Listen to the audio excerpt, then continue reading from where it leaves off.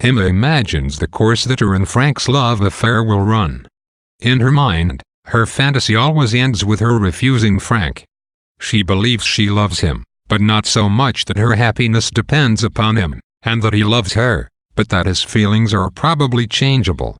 She reads his first letter to Mrs. Weston after returning to Anscombe and admires the genuineness of the warm feelings Frank expresses for Habere. His brief mention of Harriet makes Emma speculate that Harriet could replace her in his affections, but she reaffirms her resolution to cease matchmaking. Village gossip turns to Mr. Elton, who will soon arrive in Habere with his new bride. Harriet is flustered by the prospect of Elton's return, and Emma suggests that if Harriet will not forget Elton for her own sake, she should do so for Emma's, for Harriet's persistent attachment is a reminder of Emma's guilt. Harriet repents, and Emma is moved by the warmth of Harriet's love for her. Emma concludes that tenderness of heart, which Harriet possesses and which Emma believes she herself lacks, is tremendously valuable. Mr. Elton returns with his bride, and Emma decides that she and Harriet should visit the newlyweds early on in order to re-establish normal social relations. In this first meeting and shortly thereafter, Emma reserves judgment on Mrs. Elton, and attributes Mr. Elton's lack of ease to the awkwardness of the situation. When the couple returns the visit and comes to Hartfield, Emma is able to observe Mrs. Elton at greater length, and Emma is horrified by the over-familiarity of her manners. Mrs. Elton is attached to superficial tokens of wealth, such as her sister and brother-in-law's barouche landau carriage. She presumes to take Emma under her social wing, and she prides herself on the inner resources of self-worth and foresight that she clearly lacks. Mr. Woodhouse, never particularly discerning, considers the new bride pleasant enough and expresses guilt that he has not visited her.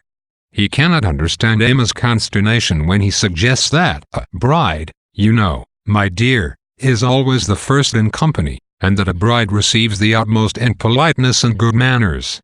Emma continues to dislike Mrs. Elton, who, noting Emma's reserve, begins to return the sentiment. Emma assumes that Mr. Elton has told his wife something of the unfortunate episode with her and Harriet, to whom the Eltons are especially rude. Mrs. Elton takes on Jane Fairfax as her project, attempting to bring her out socially.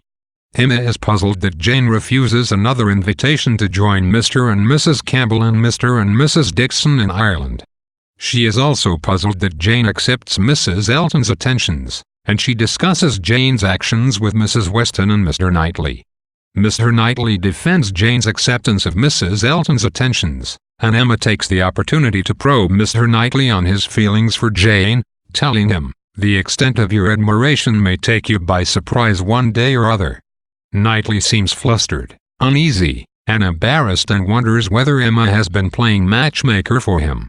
She assures him that she has not, and he insists her that he is not in love with Jane. For one thing, Jane is too reserved. Emma is satisfied that she has been right about Knightley's feelings for Jane and that Mrs. Weston has been wrong, but Mrs. Weston wonders if his eagerness in denying it indicates otherwise.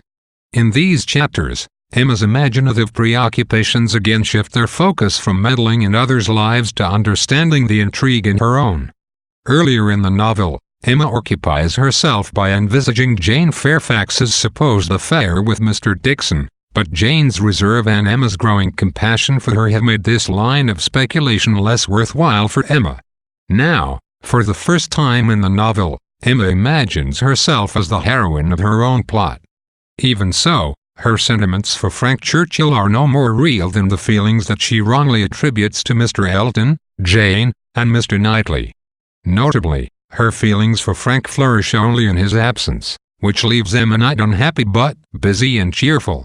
She relishes the chance to envision her and Frank's courtship, picturing 1,000 amusing schemes for the progress and close of their attachment, fancying interesting dialogues, and inventing elegant letters.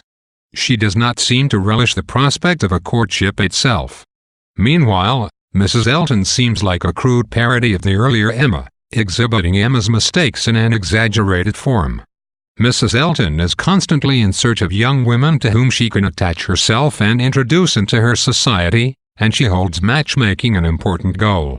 Emma immediately resents Mrs. Elton's presumptuousness in thinking she can make matches between strangers, and Mrs. Elton's blunt, outspoken nature makes us share Emma's resentment.